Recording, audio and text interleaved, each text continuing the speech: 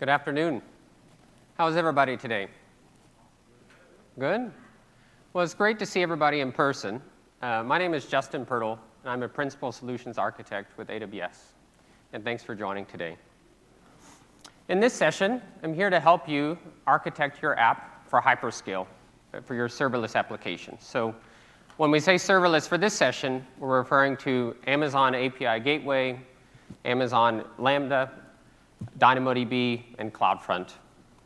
And what we'll be looking at is actually applying techniques and best practices to a real-world application inspired by a variety of apps that we've seen customers launch from the COVID-19 pandemic. So ideally, you take away today several practices and techniques you can apply in your next launch, your next big hyperscale moment for your own applications. Now, it is a 3-level advanced session. So if you're not already aware with what is serverless, what is API Gateway, AWS Lambda, et cetera, this may not be the best session for you. You may want to revisit later online. Similarly, serverless means a lot of things to a lot of people. So just this week, we have serverless EMR, serverless MSK, many other analytics suite services. Today's session will focus on serverless APIs and serverless web applications. So just to level set. So to jump in, what is hyperscale? So hyperscale, the simple definition is the ability to seamlessly scale as demand is added. But in practice, what does this mean? Well, generally, we're looking at tens or hundreds of thousands of requests per second, potentially millions of users, and a defining characteristic is generally a very steep rate of change, or what we would call burst of demand, right? So when we say burst, we're talking about something like this. So maybe you see an API that's going from, say, 900 requests per second to, say, all of a sudden you have 25,000 requests per second, right? Just in a minute or two time, right? So where do you see this in real life? Well, out of curiosity, by show of hands, how many of you have worked on a system or currently work on a system that does popular event sales or registrations, think like concert sales, or COVID or other medical appointments, any kind of appointment scheduling, right? It could be COVID vaccines, COVID testing, COVID treatments. These are some of the most popular ones we've seen in the last 2 years. How many of you have any system like that? Okay, handful of hands. What about retail and e-commerce? So in the US this week, we just had Black Friday and Cyber Monday, our biggest shopping days of the year, right? The lightning deals, the first 100 people can get the free Alexas, this kind of thing. How many of you work on anything like that? Okay, a few more of you. And then one I think most people can relate to is you have a new product or feature launch, and you just don't know how many people are going to use it, right? Or maybe you have a big conference, we're announcing it like this morning, or you have a marketing team that's sending out push notifications to thousands of people at once coming in. How many of you have had such a launch where you really don't know how much demand's coming your way? Okay, a handful of folks too. So these are just some examples of the kind of applications where you have this kind of dramatic burst. And so for today, what we're going to look at is taking a real-world application composed of patterns that we've seen from COVID-19 applications in the last 2 years with our serverless API, serverless web application, and evolve it to be ready for hyperscale, just like we've helped customers do during the COVID-19 pandemic. So where we're going to start, this application is a web application. So we have, for this sake, we have a single-page app where we have all of our CSS, JavaScript, HTML, all static files, and maybe a React-based application, hosted in S3, and accelerated and cached with Amazon CloudFront, which is our global CDN service. Now, even though it's static application in terms of the front-end code, it's fully dynamic. You can fully register for any appointment, buy any sale, et cetera. And the way it's dynamic is we have a serverless API with Amazon API Gateway that then uses compute. So in this case, AWS Lambda. And the compute itself is powered with persistence in the form of transactional databases. So in our case today, we have both Amazon Aurora for relational database and Amazon DynamoDB, our serverless NoSQL database. Now, our application also needs to send notifications. So we have another component that's sending push notifications and text messages with Simple Notification Service, or SNS, and emails with Amazon SES. And so this is just where we're starting for today in this application. You're going to see it evolve throughout this session. So we want to take a look now at different practices that we're going to apply. But the first thing to be aware of is AWS serverless compute can scale to virtually any level. We've had customers run multiple hundreds of thousands of RPS on API Gateway and Lambda in the last year. However, you do need to understand how these services behave, the default quotas and behaviors, and plan for a few things up front before the big burst of traffic comes to ensure your event scales seamlessly. So let's take a look. So if we look at our compute, first we have API Gateway. So if you're not familiar with API Gateway, under the covers, API Gateway is an always-on, always scaled-out multi-tenant service. So anytime you click deploy in the console or you use whatever APIs that you're using to deploy, whatever orchestration and frameworks you have, your API definition is getting deployed across a full fleet of nodes in API Gateway.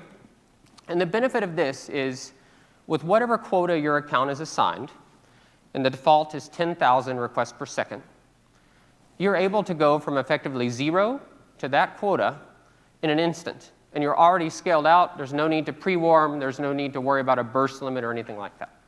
So API Gateway is a great tool for hyperscale workloads because of this behavior. Now, API Gateway itself, 10,000 requests per second is just the default quota, like many we'll talk about today. So if you need more than that, it's very doable. You would just file a quota request. And if needed, if it's a really high number, you might be asked to do some load testing to show you can use the quota and take full use of it, and end-to-end your application is functioning well. But we've had customers in the last year or two that I've personally worked with that have gone to multiple hundreds of thousands of requests per second with API Gateway. Now, a few other things to know. With API Gateway, you always have some sort of integration. So in our case today, it's AWS Lambda. It could be an HTTP endpoint of some kind, public or private. It could be an AWS service. But whatever it is, from the time API Gateway forwards that request downstream to the time it gets its response back from the integration, you have a timeout. And that's roughly 30 seconds, depending on the type of API. And you have a max payload size of 10 megabytes. There's a few other nuances of some nuanced limits that you might want to check out on this documentation page. But the key thing to take away here is out of the box, if you have less than 10,000 requests per second on all of your APIs in a given account in a given region, you don't need to do anything, and you're ready to go, and you could burst immediately to that level of whatever your account is approved. Now let's take a look at AWS Lambda. So with AWS Lambda, we have this concept called concurrency. So I know probably all of you have used AWS Lambda in some form, but you may not be aware of how things work under the covers. So we have a concept of what's called an execution environment.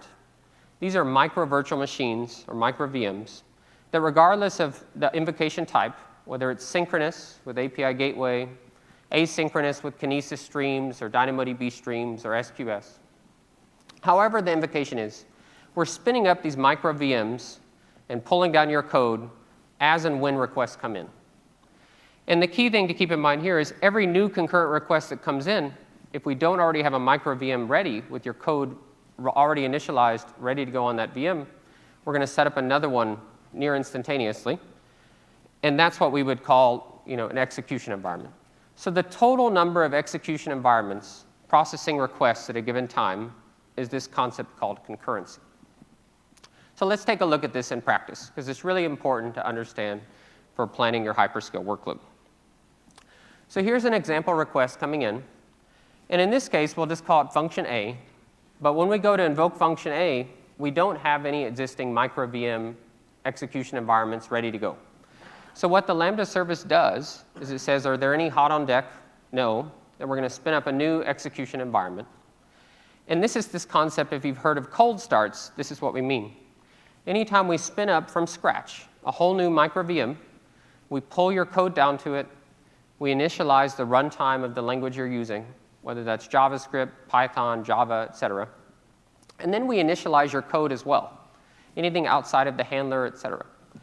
All of that time until the point where we enter the handler of your function is what we call a cold start. So once you actually enter the handler of the function, that's where execution begins in this case. And the entire time until that execution is finished, and your function returns success or error, this execution environment is dedicated to that request. So now as we have more requests come in, let's say another 2 come in, well, as before, we had no available capacity hot on deck, no micro VMs ready. So we actually spin up 2 more micro VMs, which means we have 2 more cold starts. All of them are now busy in the execution phase. And we get even more requests coming in. But because all of the first 3 were still busy processing those initial events, when 4 and 5 come in, we get another 2 execution environments spun up. And effectively, we've reached what we would call now 5 concurrency, right? Because we have 5 parallel things processing requests simultaneously. Now, what changes here, and an important behavior to understand, is when the first request 1, finishes, we don't just get rid of this execution environment. We reuse these environments by default until either a period of inactivity has occurred or some maintenance cycle comes where we auto roll them out and recycle them behind the scenes at a gradual level. And so when we get request 6, we actually reuse the first execution environment, and we can jump directly into the handler. You notice there's no cold start. So this is what we call a warm start. When we can jump immediately into the handler, that's a warm start. And similarly, for 7, 8, and 9, actually, just because of the timing of the request, we got 1 more cold start, and then 10. So what this goes to illustrate is in production, you get cold starts at the beginning, and they're a big concern for a burst. But ongoing, if you have fairly steady state, you're going to have a lot more warm starts than cold starts. So this notion of concurrency is nothing more than this vertical slice of the diagram. So we go from concurrency of 3 earlier on, all the way to 5, right? Drop down a bit.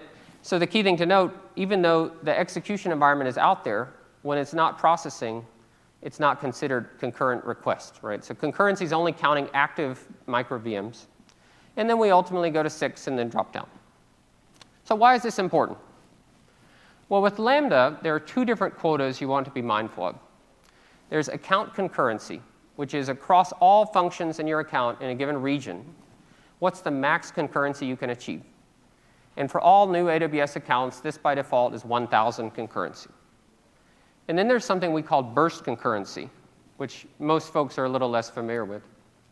And burst concurrency is, in a single minute's time, how much can you scale up your concurrent executions in Lambda? And this is not account specific. This is driven largely by your region. So if you're deployed in our larger regions like US East 1, North Virginia, Europe, Oregon, US West 2, et cetera, you have a burst quota for that region that could be as high as 3,000. But if you're in some of the smaller regions, your burst quota for that first minute could be as low as 500. So just be conscious that depending on the region you're choosing, your burst quota actually will vary. And then the key thing to keep in mind, too, is that's just for the first minute.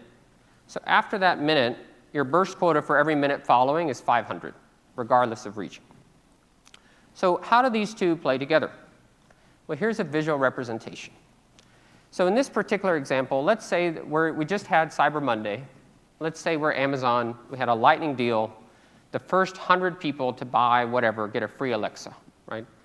So as you might imagine, we have a pretty quick uptick in concurrency coming in. And you can see we're able to rise vertically pretty quick, but then we hit our burst quota. And so at that point, we're actually going steady state up 500 concurrency per minute until, in this case, we hit our concurrency limit on the overall account. Now, in reality, in production, we don't want your diagram to look like this. Because unless this is an asynchronous workload, if you hit the burst quota or the account concurrency quota, you're going to get throttled by Lambda. And depending on how your application is built, unless you seamlessly retry, your customers may be affected. If it's an asynchronous application, a throttle is not really to be feared. Things will still finish, right? You may need to retry, but in many cases, we'll auto-retry for you. Just depends on the event source. So this is just how the 2 play together, right? Let's say that our concurrency limit itself, though, was just 1,000, and we're deployed in US East 1, which has a burst quota of 3,000.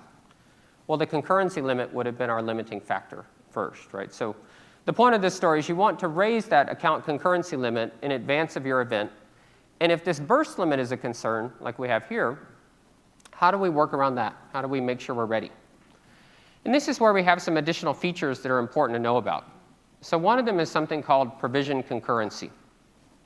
And with provision concurrency, what we do is we go per function, and you specify on a given alias or given version a number of execution environments that you want to have hot on deck at all times.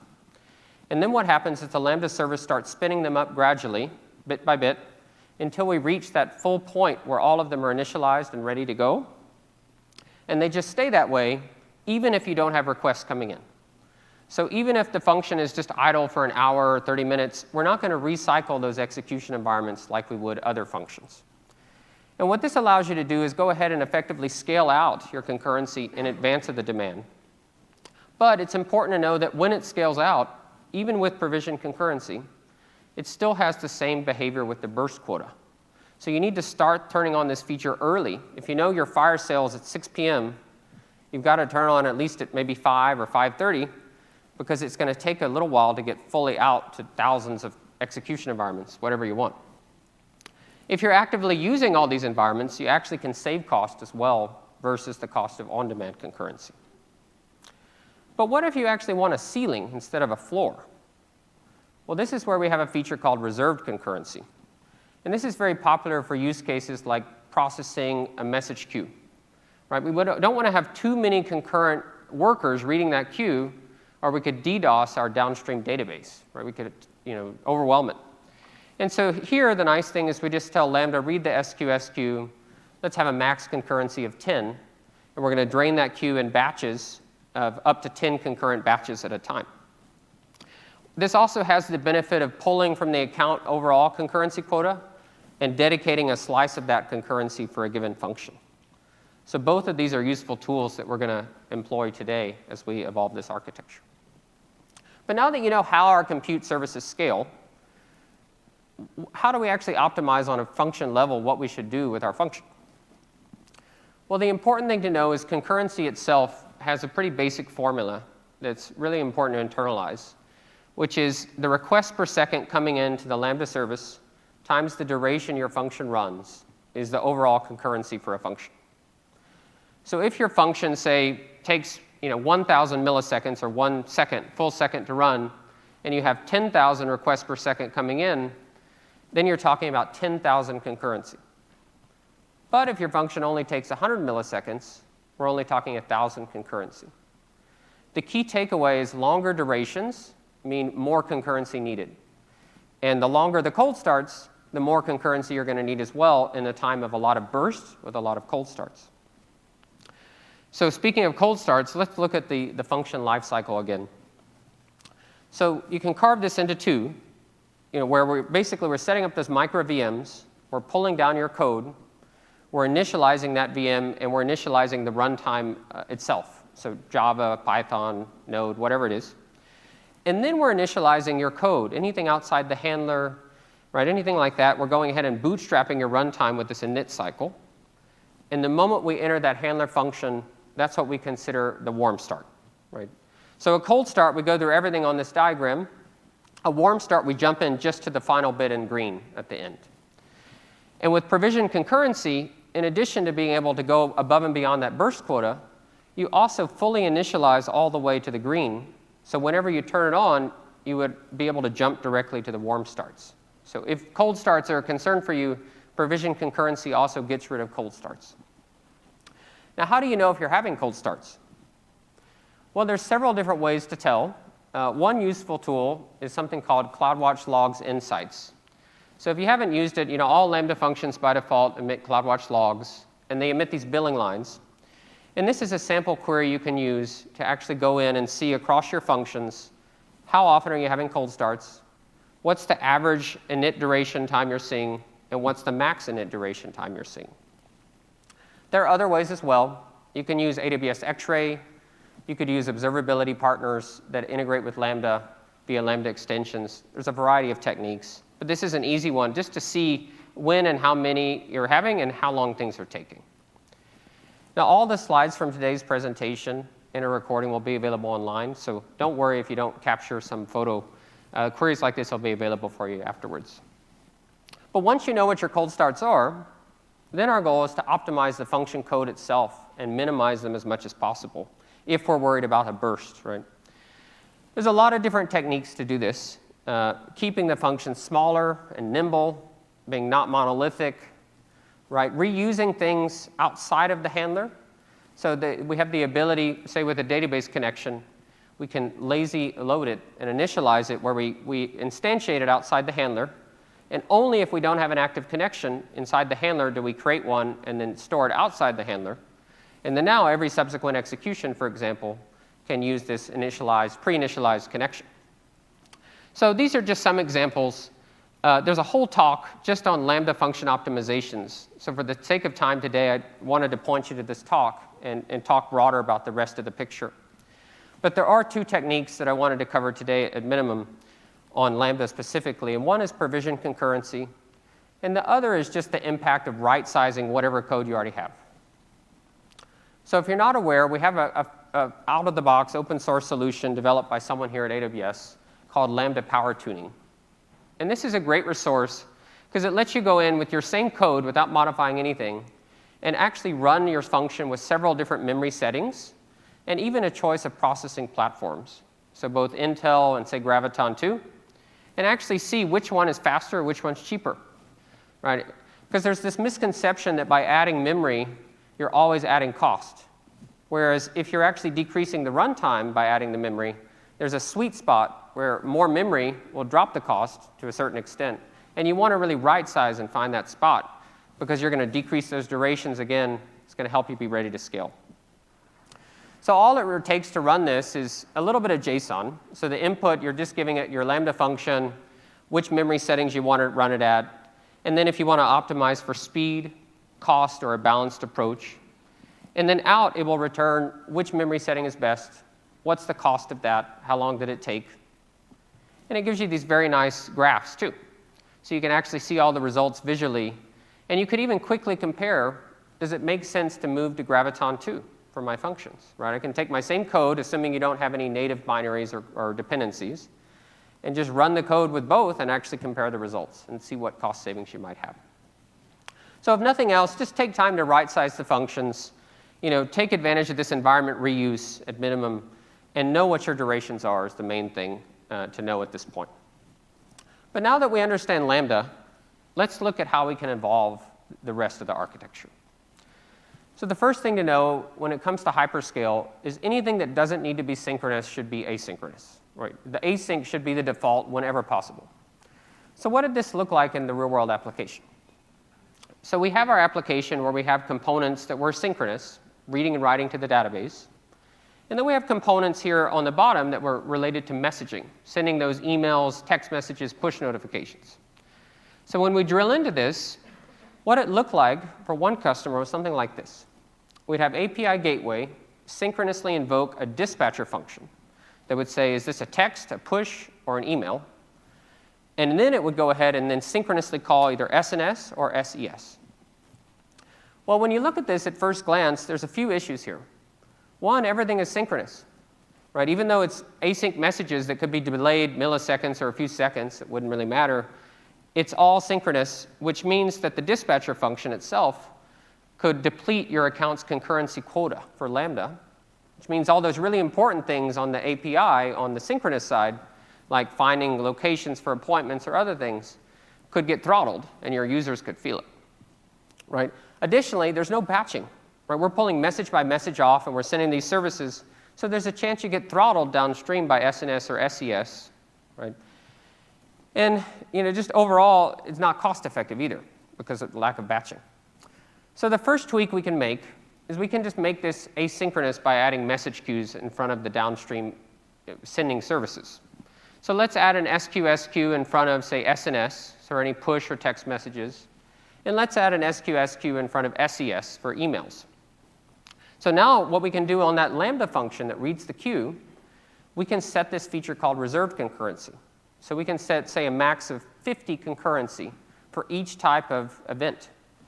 And what that means is basically what would happen is if we get to 50 concurrency, right, we're just going to pause there. We're never going to go above that. And we can get batching.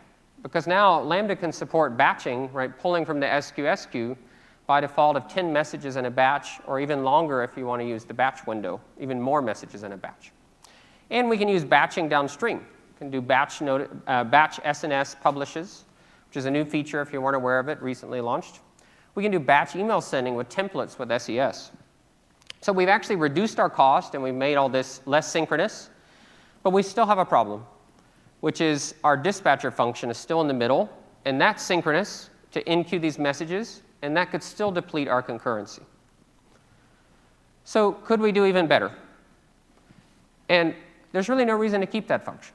So if you're not aware, API Gateway can directly integrate with integrations to AWS services natively. So in this case, API Gateway can enqueue into the various SQS without having to have that Lambda in the middle. Now, you would need a different route for push notifications versus emails, because each route will go to its own integration. But API Gateway can now do this for us at scale, always scaled out, right? And now we don't need the dispatcher. So worst case across the whole diagram, we'll never consume more than 100 concurrency sending these messages now. So that's just looking at one type of async processing. There's benefits of queuing many places. For example, if something doesn't have to be immediate, queuing database writes is another big win and a big benefit. So speaking of databases, let's look next to get our databases ready for the scale as well.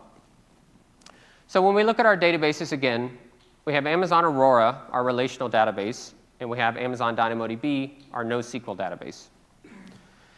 So if you're not familiar with Aurora, Aurora provision mode offers a cluster of nodes. And you always have one primary reader-writer node, and you can have up to 15 read replicas. And one of the big benefits is, unlike RDS MySQL or RDS PostgreSQL, where every node has its own EBS volume, with Aurora, there's a shared storage pool. So all of these reader and writer nodes can autoscale up and down all day and read the same storage pool with extremely low latency in terms of replica lag for every write going into the storage pool. So you have the ability to add and autoscale these up and down. And Aurora gives you a reader-writer endpoint, DNS endpoint, and a read-only DNS endpoint. So you would want to instrument your code to actually go for any queries to the reader endpoint to take advantage of this elasticity. And the reader-writer endpoint is there as well. But even if you do this, there's still two common problems customers need to solve with such database issues.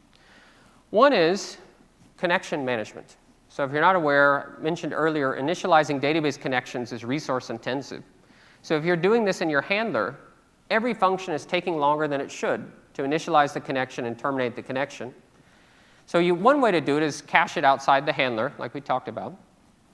But a more scalable approach is something called RDS proxy. So if you're not familiar with this, this is a managed connection pool that allows you to have the Lambda service and all of your Lambda execution environments directly connect to RDS proxy, which maintains a pool of connections and keeps them open to the database and can multiplex across them. And this solves another potential issue as well. So if we look back, we have the reader-writer endpoint and the reader endpoint. And these is a great feature, but it leverages DNS-based load balancing with the TTL default of 5 seconds. If you have a tremendous burst of demand in Lambda, and all the Lambda functions go and query DNS in the same 5 seconds, they could end up getting pinned to the same reader node. With RDS proxy, it functions also not just as a connection pool, but as a great network-level load balancer. So it goes ahead and it seamlessly distributes all those connections out to all of your reader nodes seamlessly without issues, and this is solving both connection pooling and load balancing for you by using it. And as an added perk, you also don't have to have your Lambda functions need to know your database credentials. So Lambda itself can use IAM-based authentication with your execution roles and your Lambda functions to talk to RDS proxy. And RDS proxy can pull your credentials for the database from Secrets Manager. So everything doesn't have to be aware inside your code of what a password is to the database. And even if people could push code to Lambda, they couldn't exfiltrate your database credentials by doing this. So this is a great tool in the tool belt. Now, there are other things available, but queuing and caching, caching is one we're going to talk about shortly, offer a lot of benefits. Connection pooling, these are just some of the techniques.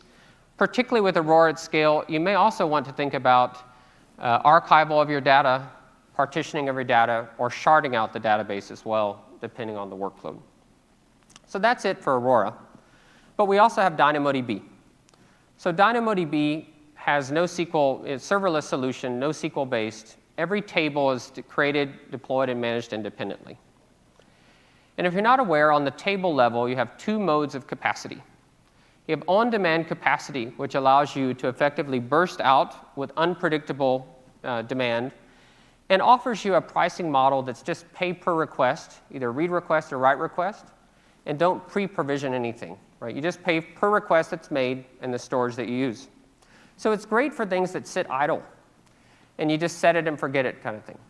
Provision mode, on the other hand, offers you a model where it's great for any kind of steady state workload that you already know either what the up-level bounds would be, or you really want to pre-provision out to a certain level, and you have some known clarity. Because its pricing model is different, though. So with provision mode, you need to pre-provision your read or write capacity units, and you want to be mindful that one of the biggest reasons to use it is it's going to be more cost optimized for long-term use than on-demand mode would be. But even with on-demand mode, it's important to understand how it works yet again. So DynamoDB is a NoSQL store that has a key space that under the covers is partitioned, which is the reason you have to indicate a partition key. So with DynamoDB on-demand mode, we say you can go to twice your previous peak in 30 minutes time or less, and you would be fine. But if you need to go over double the capacity in less than 30 minutes time, you could still get throttled. You also could still get throttled even in on-demand mode if you have a hot partition. So you want to think about your key space and your partition keys in advance when designing your schema. But just to show how this works, what happens as you're actually querying and using DynamoDB is on an ongoing basis, we continue to split those partitions apart and keep adding partitions over time. And as we add the partitions, the all-up throughput on the table would go up and up and up. And because the billing model is just pay per read or write request, one of the benefits of this is you have the ability to load test to the full scale you anticipate having and scale out all the partitions, and then nothing, right? You're waiting for the event. And then on the day of the event, you're already ready to go because you already have scaled out those partitions, and we never scale down the number of partitions with DynamoDB. Now, once your event has come and gone, your Cyber Monday is over, then it's a good time to think about maybe converting your table to provision mode for cost savings. So with provision mode, you would look at what's the max read capacity units, the max write capacity units you have, and you could go ahead and convert over for ongoing cost savings. You could even reserve capacity in terms of RCUs and WCUs to save further cost if you're desired. So that's a look at Dynamo. But as we mentioned, with databases, in addition to queuing, another key technique beyond read replicas and these kind of things is caching. So we want to look at also taking advantage of caching and queuing because that's going to keep our need to scale out all those databases, all those read replicas, everything else to a minimum to start whenever possible. And so we want to look at how we can add caching to our application. So going back to our architecture, if we look at our front end is simply the HTML, JavaScript, CSS files in S3. Right? It's a React single page or SPA app. And we're using Amazon CloudFront, which is our content delivery network, CDN service, to both cache and accelerate the transfer of that content to the edge. So in this case, everything, if it's not changing all the time, could be cached in CloudFront. But on the back end, we still want to cache and accelerate other things as well. So CloudFront can be in front of dynamic content too, if you're not aware. So putting API Gateway as the origin behind CloudFront still gives you the benefit not only to cache, but to accelerate the delivery to the end user. And so starting out, we have something like this. We have Lambda calling Aurora, Lambda calling DynamoDB. But we could leverage just simple database caching as a place to start. So in customer workloads that we've seen, a lot of them always start out where everything is synchronous. But many things, in fact, in real life are cacheable.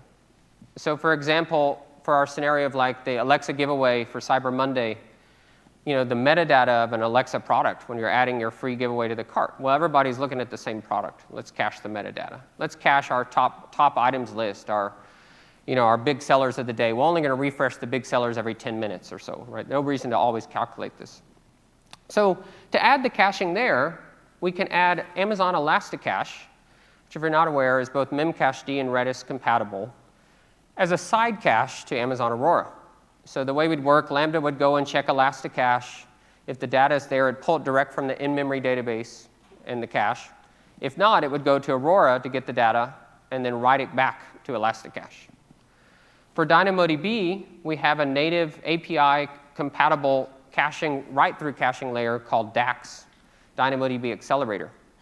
So with DAX, we could just simply add DAX in the middle, and AWS Lambda always hits the DAX endpoint. The SDK is the same. All the nuances of interacting with it are the same, just an endpoint change.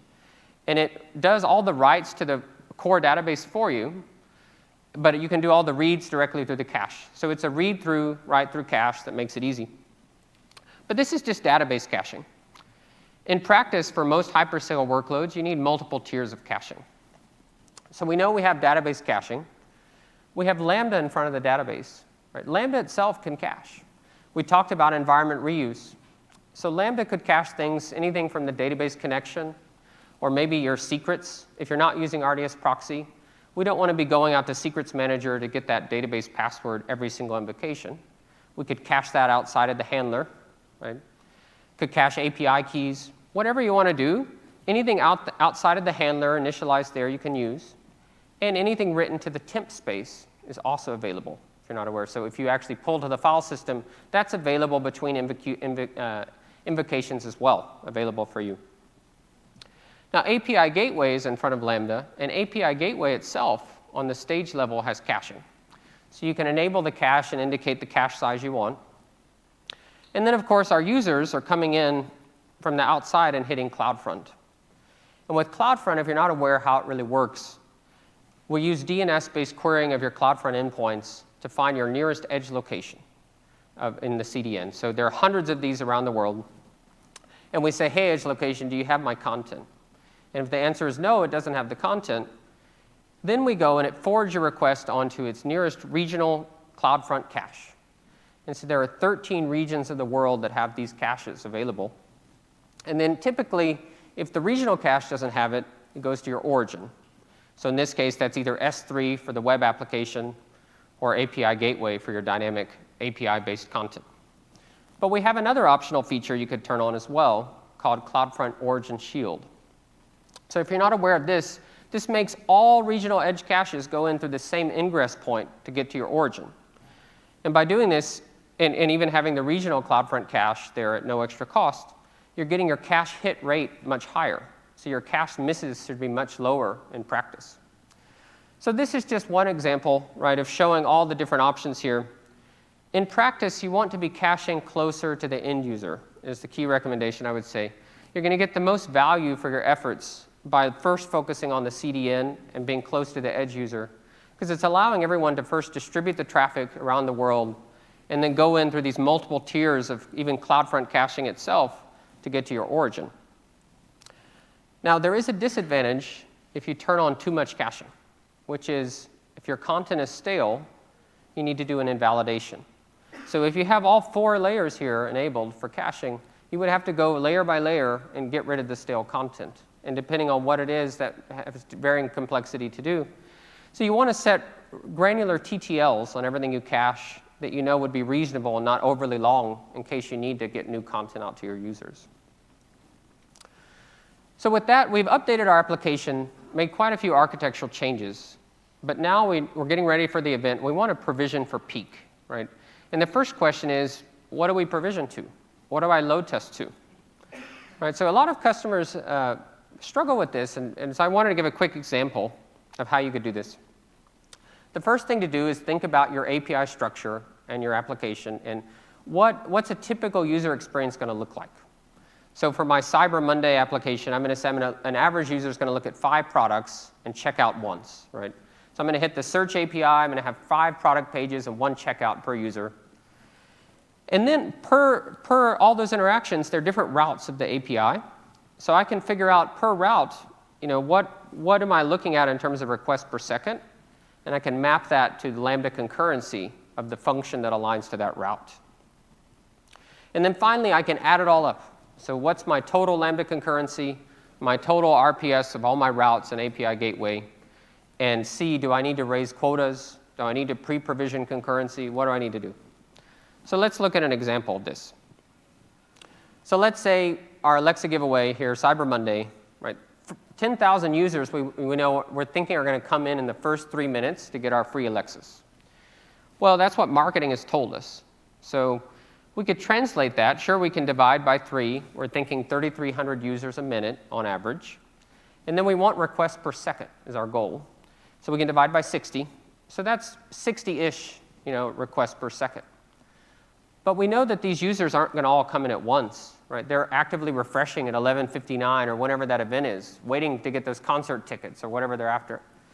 And so with that in mind, we want to round up. So in this case, just for safety planning, I'm just going to double it, right? So this particular route, our /checkout route, which everybody's going to hit, we're going to go ahead and say is 120 requests per second. Now, if we want to map this to Lambda concurrency, the first thing we want to do is go through, as we talked about, and optimize our durations. Get those durations down. Cold starts, minimize the whole duration, do all those other techniques. And you want to capture what your durations are. So you know what's a cold start, what's a warm start per function. And from that, with your estimates you have on the API layer, you can now calculate your Lambda concurrency, both for a peak and then for non-peak. So just to look at an example here, our Alexa giveaway, we had a peak of 120 requests per second. Right?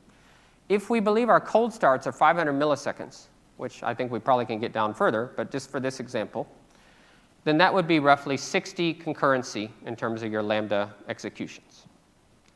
But if we only have in a non-peak time, say 20 requests per second, and say 100 milliseconds is our warm start duration, then we're just talking 2 concurrency. Right? This is just for one route and one function. So the final step is to add this all up. Right? We want to look across all the routes of the API, and we want to compare the total to API Gateway's 10,000 requests per second default quota.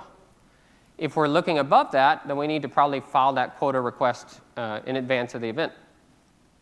On the Lambda side, we want to add up all this concurrency of all the functions, and we want to compare to the account's regional concurrency quota. And yet again, if we're looking above 1,000, which is our default, then we want to raise that in advance of the event.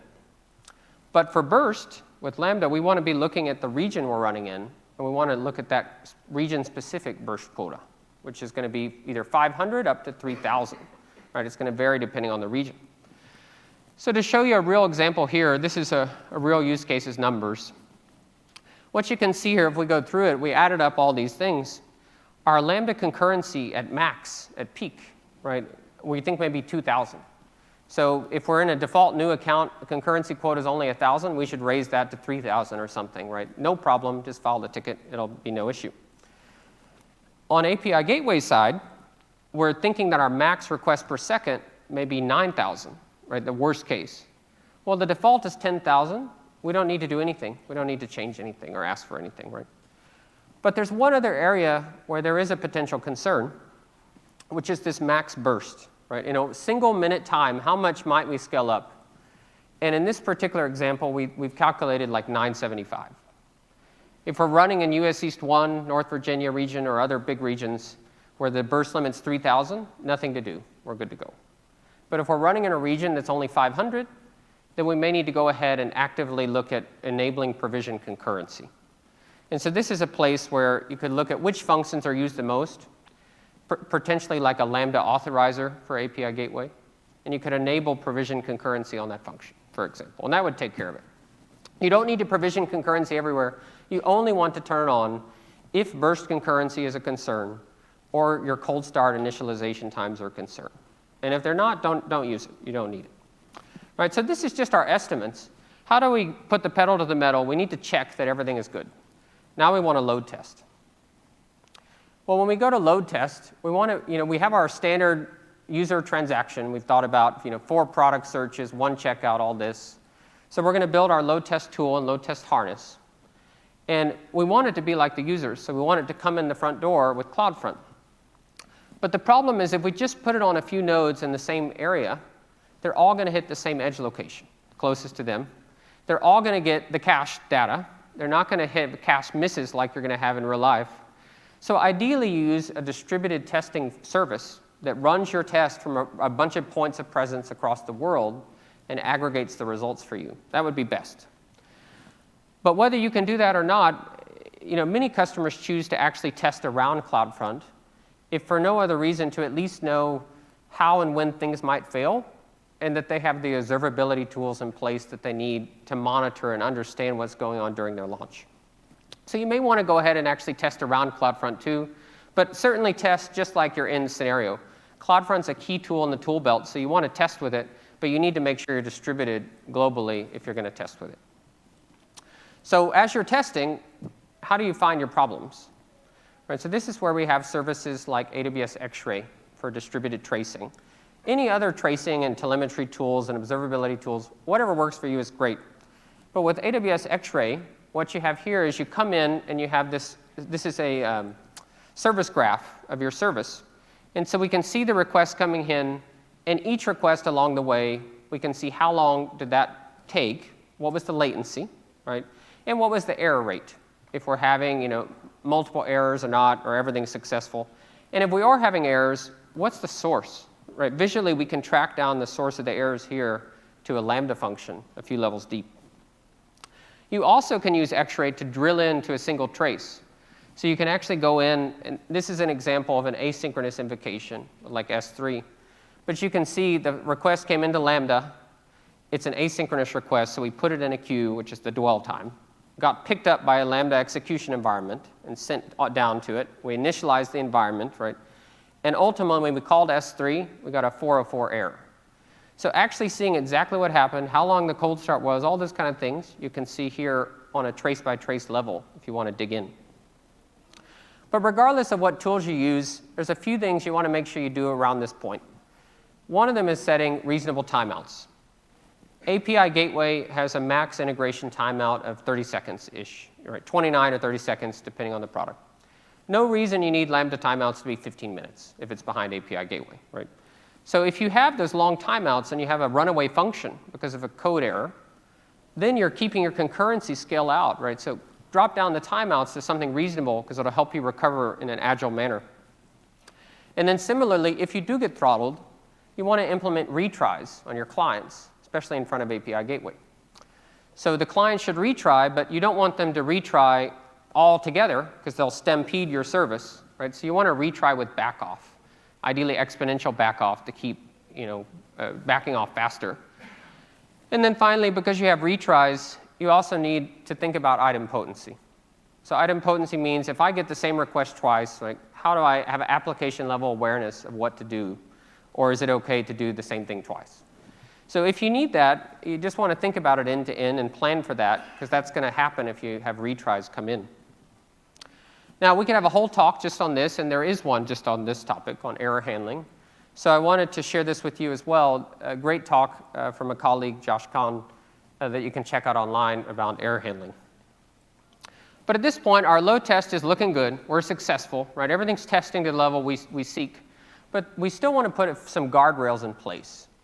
Because with the guardrails in place, we want to make sure that one customer can't overrun our service for another customer. Right? We don't have somebody who tries to DDoS us or something else. And so one of the ways to do this is with API throttling or rate limiting. So just like an AWS service, like AWS Lambda has an account concurrency level, you can go in with API Gateway and set up usage plans that define per tenant or per entity type, what is the throttling level and the quota level that you can achieve. So for example, in this case, tenant A can always do 10 requests per second up to 100 calls per day. But tenant B could do, say, 500 requests per second, and there's no quota cap on his usage.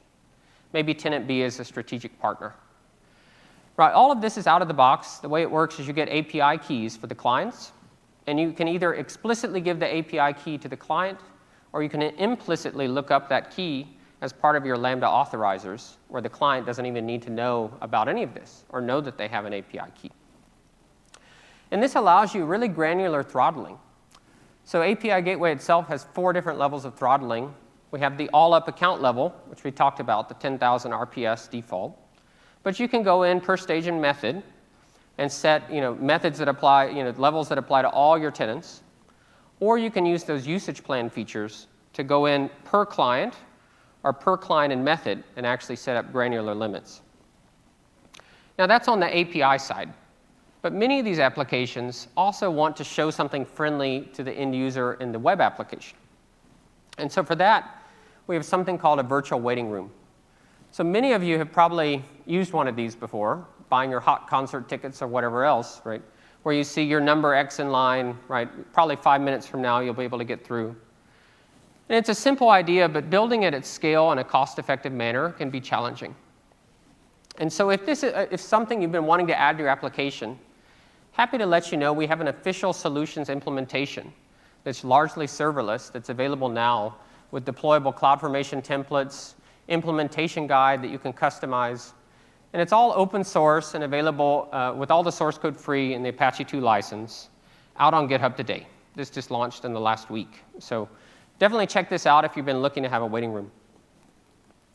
So just in summary, I want to walk back to our initial architecture and replay what we've done to get us ready for this launch. So we started here. Right? The first thing we did is we thought about what are our service behaviors and the compute scalability we need. API gateway we know is always on, ready to go, can burst to any level up to your account's quota. Right? We learned that Lambda has the concurrency limits, and that we want to be mindful of this burst quota and the account limit and raise those in advance or pre-provision if we need. Right? We then optimized our durations and our cold starts, right? Getting those down as much as possible, and right-sizing our functions with Lambda power tuning.